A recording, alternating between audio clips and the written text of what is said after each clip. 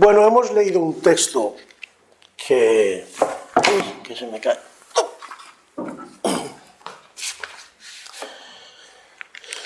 Hemos leído un texto que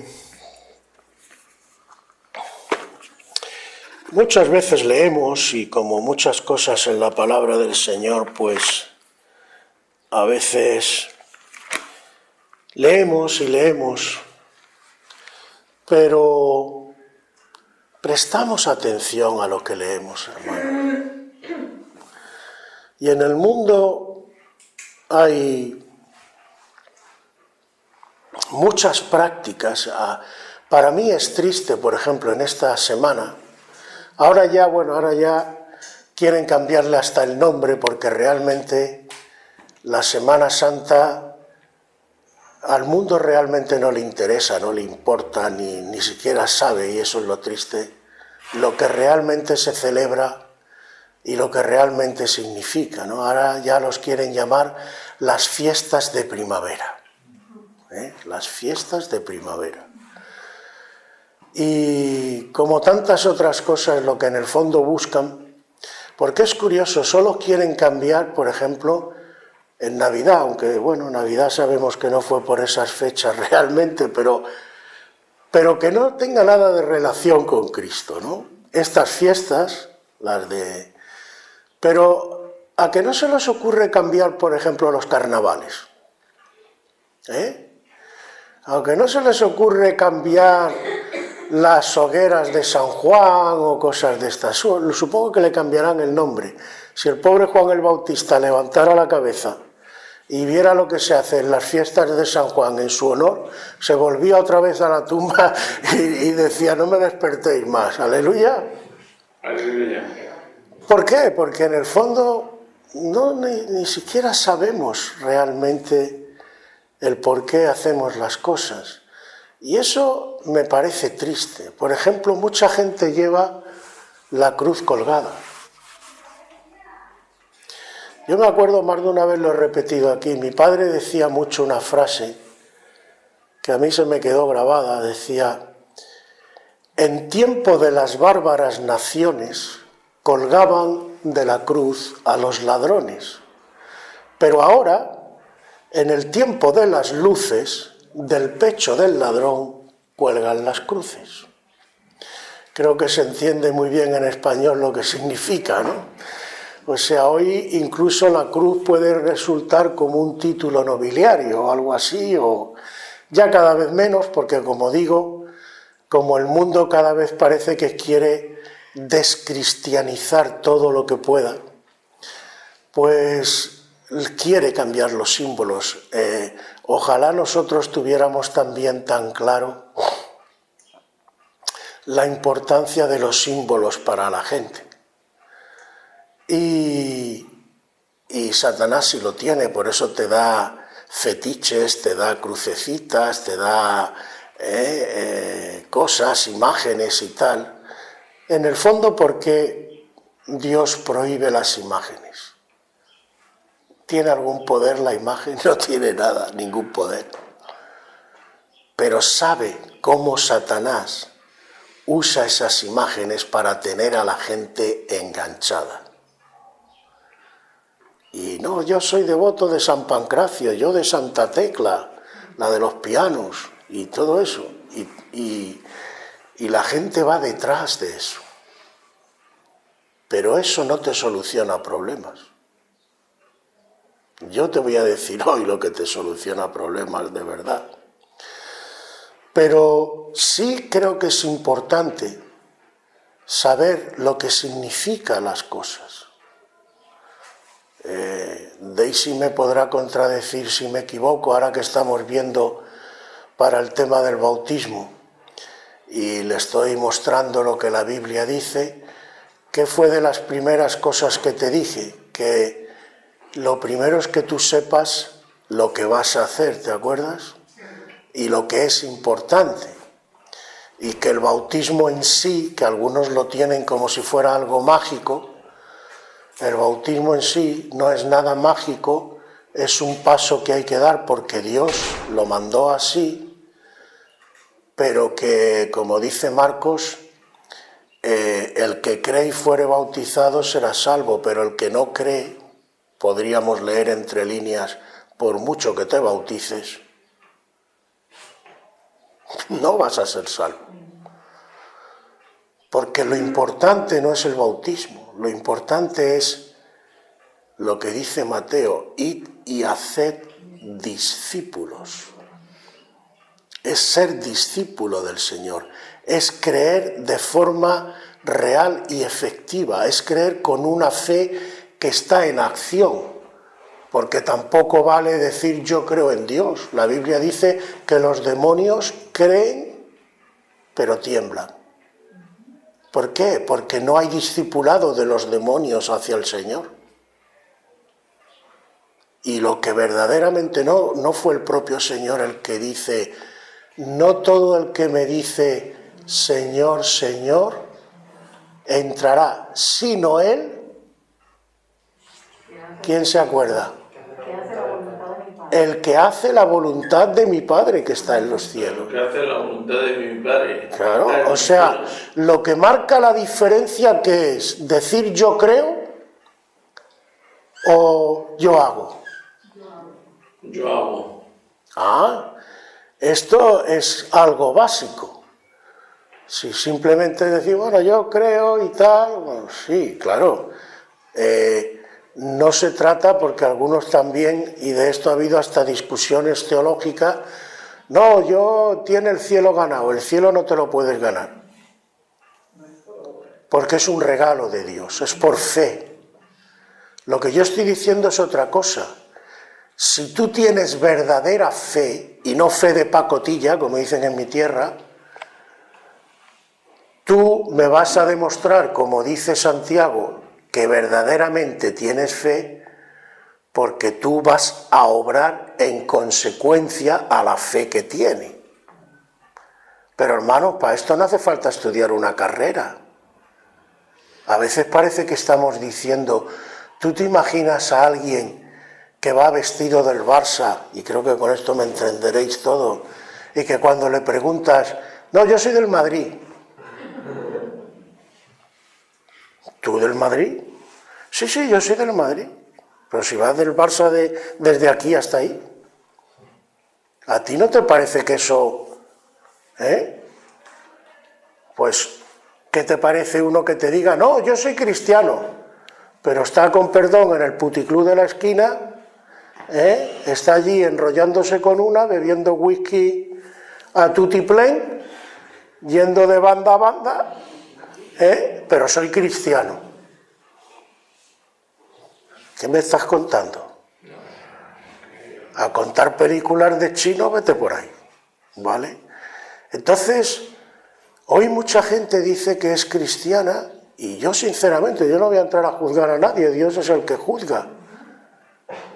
Pero no fue el Señor el que dijo, por sus... amigo, por sus frutos. O sea que Dios no nos va a juzgar por lo que decimos. Parece ser que Dios nos va a juzgar por los frutos que se manifiesten en nuestra vida. Porque claro, cuando hay fe de verdad, hermano, fe genuina, porque esta es la clave, no se trata de que con nuestro esfuerzo vamos a ganar el cielo. Dios nos da las cosas, y esto me sirve para entrar en lo que luego quiero ver, solo por la fe. No tienes que hacer nada, ni normal ni especial, para recibir el regalo de la salvación de Dios. Solo tienes que creerlo. El problema, espero que me explico bien y que me entendéis bien, el problema es que si te lo crees de verdad, no puedes seguir en el mundo. Ahora, si no te lo crees de verdad, si estás en un espíritu religioso o crees que es un cuento chino, pues claro, tú dices, sí, yo creo, pero en el fondo no crees, porque no vives lo que dices que crees. Esta es la diferencia.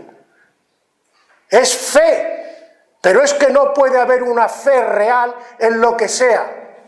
hermanos, porque a veces parece que solo esto se refiere a las cosas de Dios. No, tú te subes, qué sé yo, en un avión y tú le pides el carné al piloto antes de subirte al avión. Bueno, supongo que tienes confianza, tienes fe en que el piloto es piloto. Pues eso es fe, es confianza y obras en consecuencia, porque si no te fiaras del piloto, ¿por qué llevamos todas las mascarillas? Porque no nos fiamos del que tenemos delante, ¿o no? Si no, iríamos tranquilos. Ay, pero me puedo contagiar. ¿Veis cómo es fe o no fe? Y así podríamos coger un montón de cosas. Ahora, la fe en el Señor, como dicen en mi tierra, el movimiento se demuestra andando. Pero a lo que iba, todo esto es porque sabemos lo que significan las cosas y sabemos en qué creemos. Esto es lo que yo, por lo menos por mi parte, que no quede. Yo como pastor no quiero que cuando vaya arriba el Señor me diga, es que tú no le enseñaste a mi pueblo las cosas que tenías que enseñarle. Yo quiero, por lo menos, en mi humilde poder y hacer, poder decir, mira Señor, yo en lo que yo entiendo y en lo que yo veo en tu palabra, yo les he dado. Porque es importante, hermanos. Vuelvo a decir, mucha gente se cuelga a la cruz. ¿Pero qué es la cruz? ¿Qué es la cruz? Mira lo que dice la palabra. Dice, porque la palabra de la cruz es locura a los que se pierden. Pero a los que se salvan, esto es, a nosotros, es poder de Dios. Ahora, la cruz en sí, porque veis cómo a veces hace la diferencia entre lo que es la religiosidad y lo que es la palabra de Dios. Primero, aquí que dice, ¿la cruz es locura? No, no dice la cruz es locura. Dice la palabra de la cruz, que es otra cosa. ¿Por qué lo dice así? Para que no convirtamos la cruz en un fetiche. La cruz realmente no es más que un cacho de madero, me da igual, incluso se pelean si era solo vertical, me da igual. El sitio, la tabla, el madero, el trozo de madera donde crucificaron al Señor. Es un instrumento de tortura. Así que la cruz, lo que es la cruz, no tiene ningún poder y no te va a librar de nada, ni trae buena suerte, ni nada de nada. Ahora, la palabra de la cruz, es decir, lo que hay detrás de la cruz, lo que significa la palabra que está en esa cruz, sí tiene algo que decirnos. Porque ese instrumento de tortura en el que crucificaron a nuestro Señor tiene un significado que yo creo que es inagotable además. Es inagotable. Pero en lo que a nosotros respecta, hermanos, hay una cosa muy importante que creo que todos tenemos que tener muy claro. El verdadero cristianismo, no el religioso. El religioso y esto que ahora pasean al Cristo por ahí y todo eso, bueno, bien, todo lo que quiera. Pero Cristo no está ahí. Y como dijo una vez un gitano que me hizo mucha gracia, mi Cristo es más guapo que ese. O sea que el verdadero Cristo ahora está sentado a la diestra del Padre en el cielo y tiene en su mano todo el poder. Ese es el verdadero Cristo. Y lo que está detrás de la cruz es tan importante y es el centro, con la resurrección, que es el remate. Porque si Cristo, ¿por qué es tan importante la resurrección hoy, lo que celebramos? Porque si Cristo no resucita,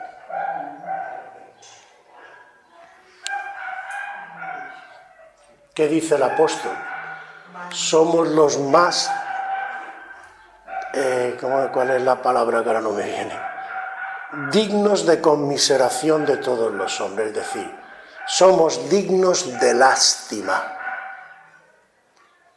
Porque si solo hubo una cruz, una tortura, una muerte y no hay una resurrección, entonces ese hombre que decía ser el Hijo de Dios, murió, lo enterraron y se acabó. Pero el sello del valor de la palabra de la cruz es la resurrección. Porque lo que sella lo que de verdad ocurrió en esa cruz es la resurrección. Entonces, ¿qué ocurrió en esa cruz? Bueno, ocurrieron muchas cosas, pero sobre algunas, para que sepamos lo que es nuestro Cristo. Porque además, si Cristo no hubiera sido verdaderamente Dios y el Hijo de Dios, muchas cosas ni siquiera tendrían explicación. Pero por ser Dios de naturaleza divina y por hacer lo que hizo, su acto en la cruz, trasciende todo, hermano. Y nosotros no sé si algún día llegaremos a profundizar en todo lo que allí ocurrió. Pero un solo hombre, desvalido, solo, él sí que verdaderamente estuvo solo. Nosotros nunca vamos a saber lo que es eso, porque nosotros siempre vamos a tener cercana la presencia de Dios y de nuestro Padre Celestial. Pero Cristo Jesús, hay un momento, bueno, más de un momento, cuando está cargado con el pecado de todos nosotros, y Él mismo lo dice y Él no miente, que dice: Dios mío, ¿por qué me has desamparado? Y en ese momento, hermanos, nuestro Señor, cargado con todo el pecado de nosotros,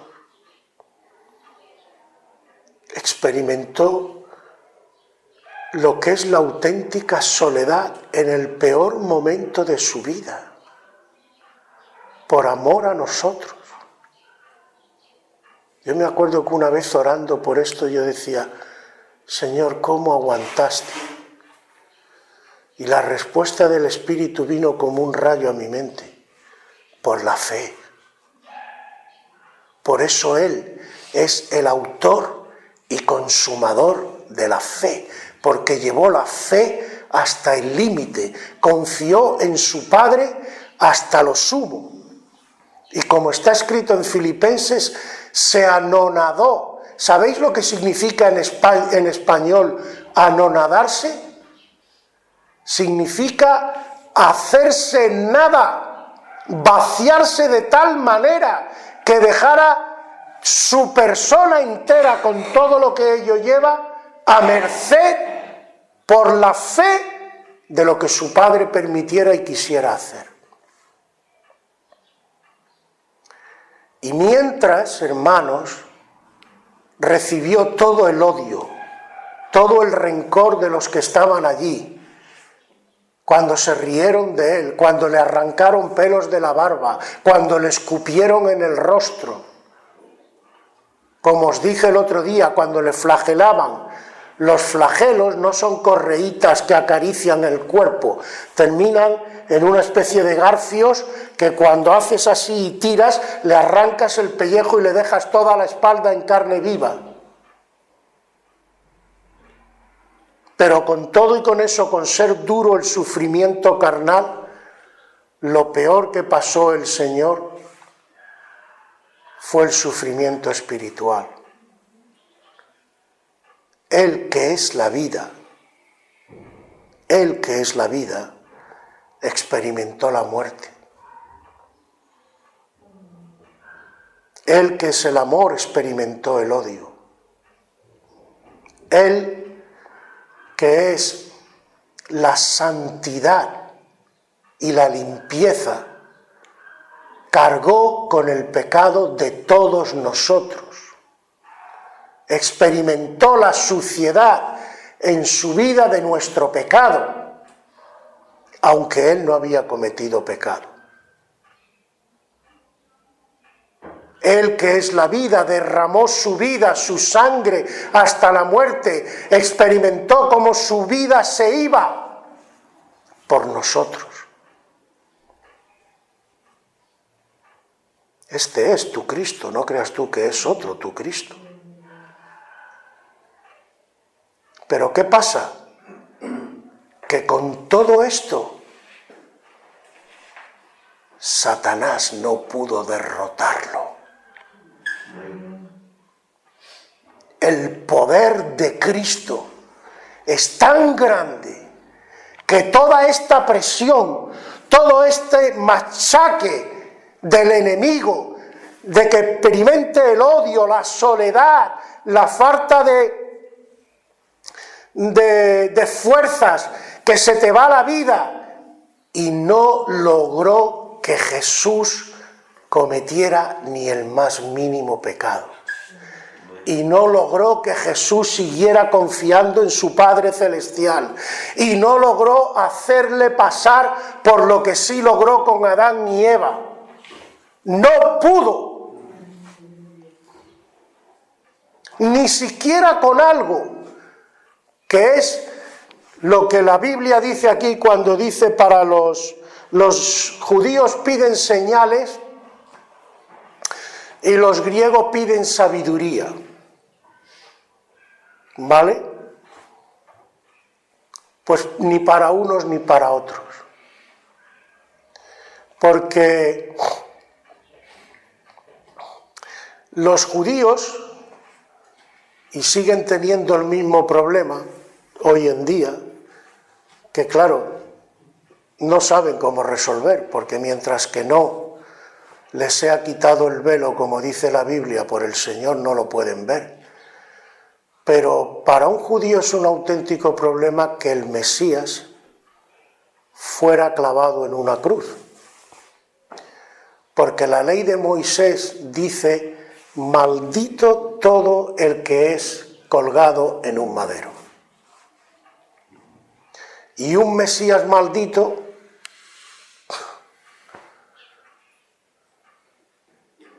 pero Satanás a lo mejor con esto pensaba: de esta sí que no se escapa este. Lo tengo maldito por Dios, y Dios no puede desdecirse de su palabra, porque su palabra tiene que ser verdad. Entonces Cristo muere de verdad. Experimenta la muerte, porque tenía que morir, porque estaba cargado con el pecado. Pero ¿qué ocurre? Que como también muchas veces he dicho, Dios tiene un problema serio también ahí, porque Dios es un Dios justo. Y tú fíjate qué situación. Un hombre al que condenan por haber dicho la verdad. Primera injusticia. Segundo, un hombre al que cargan con todo el pecado, pero que él no ha cometido pecado. Y que va al infierno maldito, cargado con el pecado. ¿Qué hacemos? A este hombre se le ha hecho una injusticia. ¿Dios puede consentir esa injusticia? No. Entonces Dios dice, ya ha pagado, ha sufrido, ha derramado su vida, ha muerto, lo resucito. Y además le voy a dar el pago a todo su sacrificio, como está escrito, vio la aflicción de su alma y quedó satisfecho. ¿Y cuál es el pago a todo su sacrificio? Que Él ahora es Señor de los cielos y de la tierra y de todo. Y Él está por encima de todo. Y todo eso donde ocurre, y muchas más cosas que no voy a seguir, todo eso ocurre en la cruz. Esa es la palabra de la cruz. Esto es lo que Dios quiere que sepamos. Lo que Cristo hizo por nosotros y que el demonio y todo el infierno entero no pudieron pararle ni hacerle caer. Entonces, ¿ahora qué ocurre? Que la palabra de la cruz no es palabrería. Porque Cristo no está en un cielo de mentirijillas.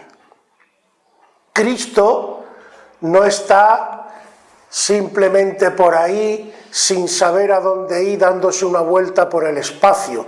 Cristo es Rey de Reyes, Señor de Señores, tiene todo el poder y la palabra de la cruz no es simplemente una palabra, es poder. En la cruz lo que tú te encuentras es poder, poder que te cambia. Lo que tú estás experimentando en tu vida, cuando tú crees en Jesús, es el poder de Dios en acción en tu vida. Por eso hay cambios, y más cambios que van a venir. Porque no hemos hecho más que empezar. Y yo sé que tú hoy no te vas de aquí sin que el Espíritu Santo te toque algo. Porque ayer orando el Señor me puso algo en el corazón y yo sé que Dios está aquí hoy.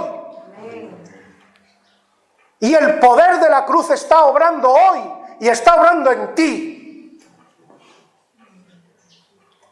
Porque no es cuestión de palabritas. Y además a Dios le sobran las palabras. Lo que hemos leído en el texto... Nosotros predicamos a Cristo crucificado, para los judíos tropezadero, y para los gentiles es una locura, pero a los llamados, así judíos como griegos, Cristo poder de Dios y sabiduría de Dios. Porque lo insensato de Dios es más sabio que los hombres y lo débil de Dios es más fuerte que los hombres. Es decir, todas nuestras historietas y todas nuestras palabras y lo que nosotros consideramos que es sabiduría y ciencia y tal, eso a Dios le trae sin cuidado, eso para Él es palabrería. Porque además... tengas la opinión que tengas y digas lo que digas, yo solamente te hago un reto. ¿Tú eres capaz de cumplir lo que dices? Jesús sí. Tú no puedes cumplir lo que tú sería tu deseo. Pero Dios dice que mi palabra no vuelve a mí, sino que... será prosperada en aquello para que lo envíe. Cristo habla y se cumple. ¿Aleluya? Aleluya. Esto es una cuestión de poder. Y tenemos que rescatar el poder, hermanos. Estamos amedrentados y estamos no sé qué, y el mundo parece que tiene más poder que Cristo. No es verdad. Cristo tiene muchísimo más poder que el mundo y que Satanás. Y si estamos en Cristo, Cristo va a obrar. Pero ¿lo creemos de verdad? Lo que decía al principio, es que claro, a veces decimos, yo creo, pero ¿crees en qué? ¿Crees en Cristo? Sí. Cristo es todopoderoso. Cristo es el Rey del cielo y de la tierra. Dice, miraros a vosotros, le dice a los de Corintio, os sentís débiles, os sentís pocos, no sois ni muchos nobles siquiera, ni sois poderosos. Dice, pero lo débil del mundo escogió Dios para avergonzar a lo fuerte. El problema es que Dios, por su carácter humilde, no viene hablando en un lenguaje coloquial, no te viene vacilando de su poder. Y no viene, pero eso no significa que no lo tenga. Tiene tanto poder que vence al infierno no con un ejército, ni con cañones, ni con tanques como ahora, ni con aviones, ni con acorazados, ni con portaaviones, ni con submarinos. Lo vence con un hombre. Y un hombre clavado en una cruz. Y un hombre vilipendiado y humillado y maldito, pero fue una bomba atómica que destruyó el infierno y destruyó la muerte. Ese es el poder de Dios. Y lo mismo que guardó a todo Israel en el desierto donde no hay nada. ¿Qué hay en el desierto? Arena para tragar. Pero Él los mantuvo y les dio de comer y les dio agua. Y como está escrito, ni siquiera las sandalias se les tropearon. Pero Él no va vacilando por ahí de su poder. Él lo muestra cuando lo tiene que mostrar y de la manera que lo tiene que mostrar. Porque a veces nosotros queremos montar el show. Y Dios más de una vez le dice a uno, no, cállate, vete a tu casa. Y tu mujer está sana, o tu hija, o tu hijo, o lo que sea. Claro que tiene poder. Y ese poder está hoy, aquí, y vivo. Y yo quiero que se te grabe bien en tu mente y en tu corazón. Y yo quiero que tú te vayas cuando salgas por esa puerta con ese poder dentro. Porque no es cuestión de palabritas, es cuestión de poder. De un poder espiritual como nunca se ha visto ni se verá. El poder del Señor, que trabaja dentro de ti, que te cambia, que te moldea, que te transforma como persona,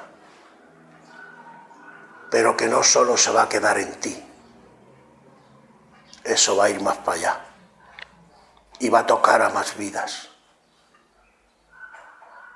Hasta que llegue todo y venga el final y los que son suyos estaremos con el Señor. Pero aún hay muchos ahí fuera que tienen que conocer al Señor y nosotros somos el camino y no tenemos que estar amedrentados ni acobardados, sino estar muy seguros de que Dios está con nosotros y que Dios no es palabrería, sino poder. Lo vil del mundo. Alguno puede que hasta se ofenda porque dice o se cree que Dios nos está insultando, nos está llamando lo más tirado de este mundo. Bueno, yo te empiezo por decir una cosa. Yo prefiero ser lo tirado de este mundo que ser un personaje muy importante y estar más perdido que una cabra en un garaje.